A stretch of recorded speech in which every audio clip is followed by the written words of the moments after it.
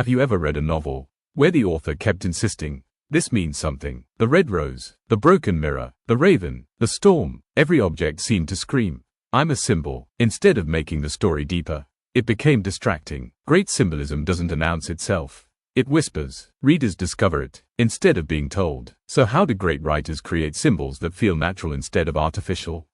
Let's break it down. Symbolism is one of the oldest storytelling techniques. It's the art of giving ordinary things extraordinary meaning. An object, a place, a color, a person, even the weather, can represent something much larger than itself. A journey might represent personal growth. Winter might symbolize emotional isolation. A cracked window could reflect a fractured relationship.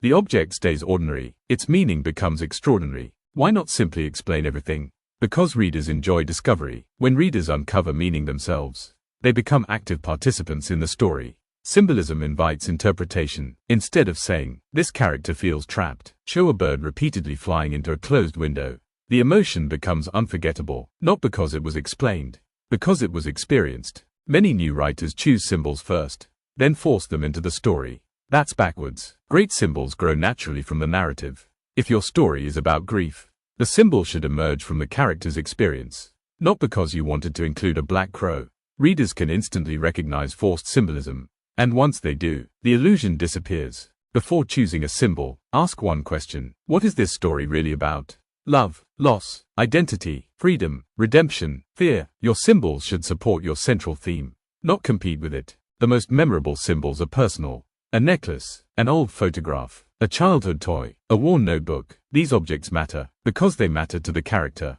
Meaning comes from emotional connection, not from the object itself.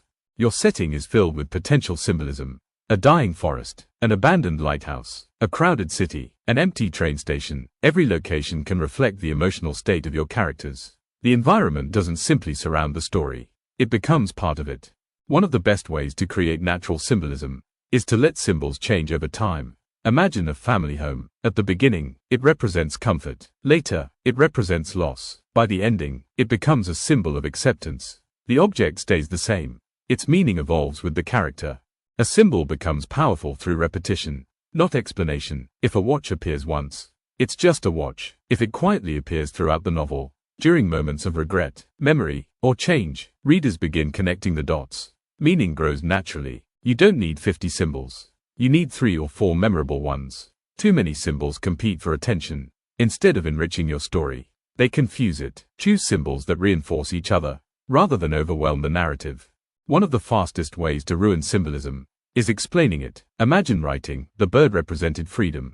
Now compare that to simply showing the bird appearing whenever your protagonist dreams of escaping. Readers understand, without being told. Trust your audience. Many writers avoid familiar symbols. Roses, rain, fire, light, darkness. But common symbols aren't the problem. Predictable writing is. A rose doesn't always have to symbolize love. Maybe it represents guilt, or memory, or revenge. Context changes everything. Strong imagery strengthens symbolism. Instead of describing sadness directly, describe cracked paint, empty swings, dust-covered furniture, a silent house. Images stay with readers longer than explanations.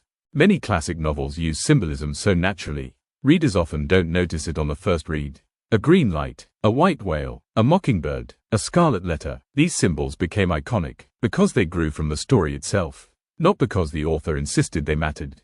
Here's something many writers forget. Symbolism often becomes stronger during revision. After finishing your first draft, ask yourself, does this symbol appear naturally? Does it connect to the theme? Does it evolve? Would readers understand its emotional purpose without explanation? If the answer is no, simplify. If you want symbolism that feels effortless, remember these principles. Start with your theme. Let characters give objects meaning. Use settings as emotional mirrors. Repeat symbols naturally. Allow symbols to evolve. Never over-explain. Trust your readers to discover meaning. Because great symbolism isn't hidden, it's discovered. Symbolism isn't about making your writing sound intelligent. It's about making readers feel something, without saying it directly. The strongest symbols become part of a reader's memory. Long after they've forgotten individual scenes, they remember the lighthouse, the tree, the key, the broken clock, because those objects quietly carried the story's emotional weight.